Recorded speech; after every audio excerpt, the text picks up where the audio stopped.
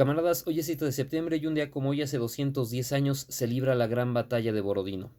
Eh, Algo que, parafraseando a Cervantes, es una de las más altas ocasiones que han visto los siglos. Dos ejércitos en la cúspide de su poder, el ruso y el de Napoleón, chocando frente a frente.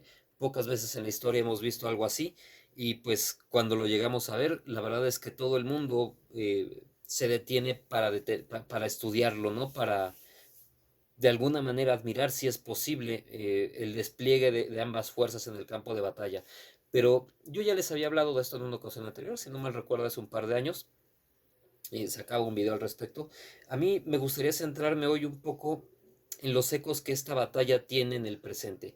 Y es que eh, verán que muchas de las circunstancias que se dieron en 1812 se van a repetir al día de hoy.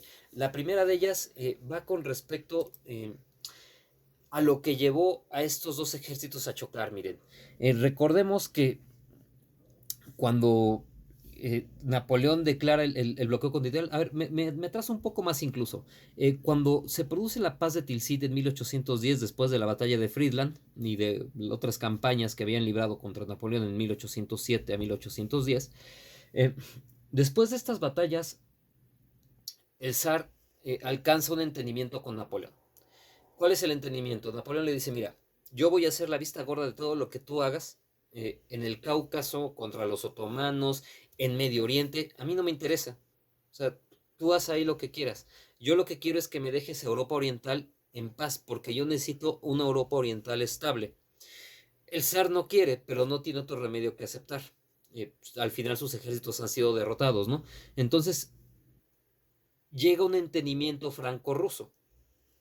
Y este entendimiento franco-ruso es visto con auténtico terror por los ingleses.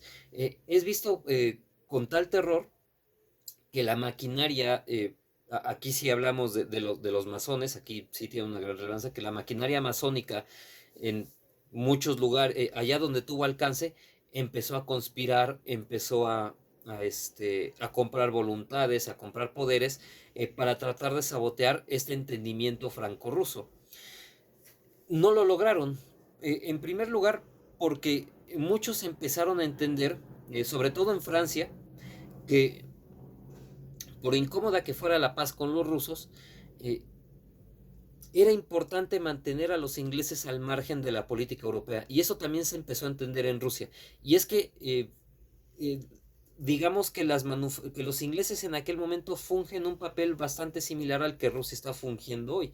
¿De qué estoy hablando? Las manufacturas inglesas eran de tan bajo costo en aquel momento que se volvieron muy importantes para las economías europeas y de hecho hasta para las economías americanas. Ya en algún momento hablaremos del fenómeno de la piratería en América y de cómo los ingleses, pues, o esta imagen del pirata inglés que asalta barcos está bastante fuera de la, digamos que de lo que es históricamente correcto.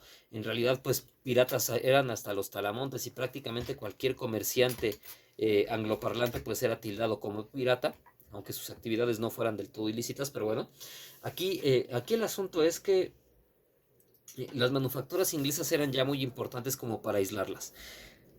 Y esto, cuando Napoleón declara el bloqueo continental, lo hace bajo esta lógica. Dice, bueno, va a ser un golpe duro para los europeos, pero al final los ingleses van a resentir primero el golpe de este bloqueo y terminarán rindiéndose. Napoleón no estaba del todo errado. ¿Por qué? Porque los ingleses sobre todo estaban importando materias primas y estaban importando alimentos, y sobre todo de Rusia. Eh, Aquí el problema, o bueno, digamos que la gente muere de hambre con mucha mayor rapidez que una industria muere por falta de suministros. O sea, un bloqueo de alimentos, pues, o digamos que en términos, o los cálculos de los franceses eran que en un par de meses los ingleses estarían prácticamente muriendo de inanición y que la inestabilidad interna pues provocaría incluso la caída de la corona. Sin embargo, Napoleón no contó en primer lugar con que el poder del comercio británico le permitiría sacar agua del pozo en las colonias españolas, es decir, comprar de contrabando a las colonias españolas, y dos, que los capitales ingleses eran demasiado importantes para muchas cadenas productivas dentro de Europa. Los países que estaban en la periferia europea no se podían defender, pero Rusia, que estaba más lejos, sí podía defenderse. Y aquí es en donde vemos otro eco. bueno, ya lo veremos más adelante, ¿no? Pero digamos que aquí la nobleza rusa, los tenedores del capital en Rusia, empiezan eh, a conspirar en contra de un entendimiento franco-ruso porque su bolsillo se empieza a ver afectado. Eh, Al final, esto era pan hoy, pero hambre para mañana. ¿De qué estoy hablando? Fíjense. Si bien es cierto que este bloqueo continental estaba arruinando algunos capitales rusos, también creaba la oportunidad de que dentro de la propia Rusia y dentro de la propia Europa surgieran las burguesías, surgieran los grupos de, ¿cómo decirle? Em, Surgieran los grupos de capital que sustituyeran a esta oferta de bienes manufacturados británica. Es decir, esta necesidad pudo haber sido una oportunidad que los europeos desperdiciaron. Aquí el problema es que no quisieron, porque preferían los negocios a corto plazo.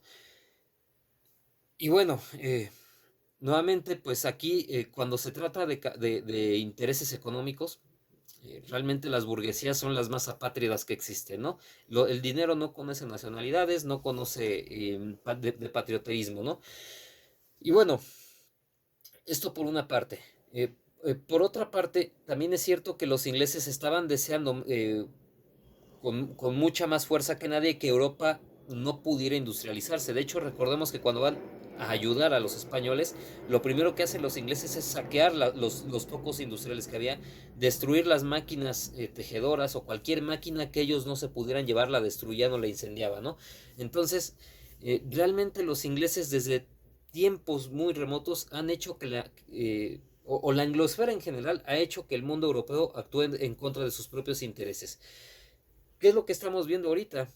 Eh, lo que estamos viendo ahorita son economías europeas que están renunciando a la única forma que tienen de ser competitivas, es decir, el acoplamiento con los rusos, con tal de tener satisfechos a los aliados angloparlantes. En esta ocasión, los Estados Unidos y los ingleses en conjunto, porque aquí ingleses y estadounidenses siguen yendo de la mano. Eh, este acoplamiento económico entre el sector primario ruso y el sector secundario y terciario europeo es natural. Estamos hablando, aquí nos estamos queriendo repetir el mantra de que pues en un mundo globalizado lo que sucede en Inglaterra le afecta a todo el mundo. Sí, pero es que este proceso ya viene de mucho más atrás. O sea, de hecho, esa intervención rusa, esa intervención francesa en Rusia obedece a un fenómeno de este tipo, a las presiones económicas que tiene una medida de este tipo, ¿no? Regresando al punto del que había partido, pues cuando el zar ve que el zar está enfrentando todas estas presiones, pues la única que tiene es abstraerse del bloqueo continental y pues dos opciones, ¿no?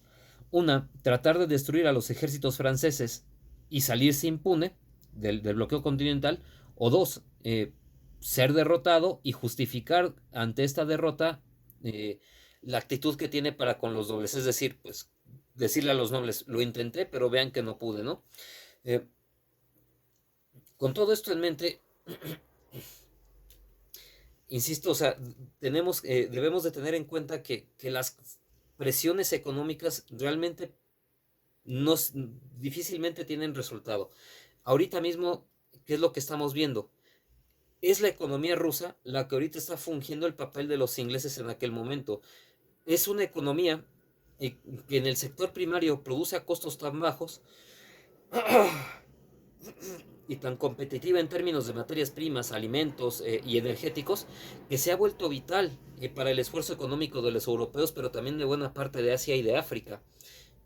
¿Qué tan vital se ha vuelto? Bueno, a pesar de que los capitales europeos exceden, y estadounidenses, que los capitales euroestadounidenses exceden en cuantía enormemente a los rusos, la importancia que tienen los nichos de mercado en los que Rusia está inserta para con las economías anteriormente citadas están provocando una auténtica debacle. En el Foro Económico de Vladivostok vimos una cantidad inusual de empresarios africanos y de altos mandatarios africanos. Estamos viendo que en África los franceses están siendo desplazados por los grupos de mercenarios rusos y recientemente ya por tropas rusas. Estamos viendo a los rusos desplazar a las potencias europeas de sus antiguas esferas de influencia, ¿no? Lo mismo estamos viendo en Hispanoamérica. buena parte de los países de Hispanoamérica, especialmente Argentina y Brasil, están volteando a ver a Rusia, sobre todo por la memoria histórica reciente de las vacunas. O sea, cuando los europeos acapararon las vacunas, ¿quiénes fueron los primeros en echar la mano a los hispanoamericanos? Los rusos y los chinos. O sea, sí, las vacunas chinas habrán tenido defectos, las rusas no tanto, pero al final permitieron sacar muchísima agua del pozo, ¿no? Permitieron volver a reflotar un barco que se estaba hundiendo como lo eran esas economías. Y bueno, aquí otro eco que podemos ver de este episodio de 1812 es realmente nadie pensaba que los rusos iban a ser capaces de derrotar a la Grande Armée. Eh, y ahorita mismo, pues nadie pensaría que los rusos serían capaces de poner de rodillas a la economía estadounidense, a la economía europea, y verlo con sus propios ojos. Rusia no lo está pasando bien, pero Inglaterra, el mundo europeo y Estados Unidos lo están pasando bastante peor. Estados Unidos está retardando ahorita mismo sus crisis económicas porque le está trasladando todos los costos a Europa.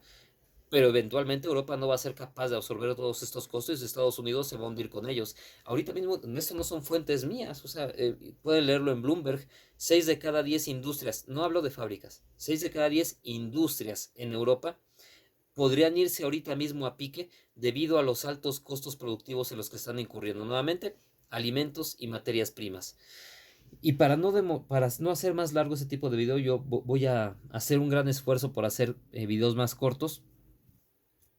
Eh, Borodino, la campaña rusa en 1812, es una de esas veces en las que la historia no se repite, pero rima bastante. Recordemos, insisto, que nadie pensaba que los rusos iban a vencer a Napoleón, y pues, ¿qué fue lo que terminó sucediendo? Lo mismo que con los alemanes en 1930, bueno, 41, 45, ¿no? En fin, eh, voy a dejarlo por aquí. Insisto, dejo estas pequeñas palabras, esa pequeña intervención para la reflexión y pues espero que la pasen bien. Nos vemos pronto. Bye bye.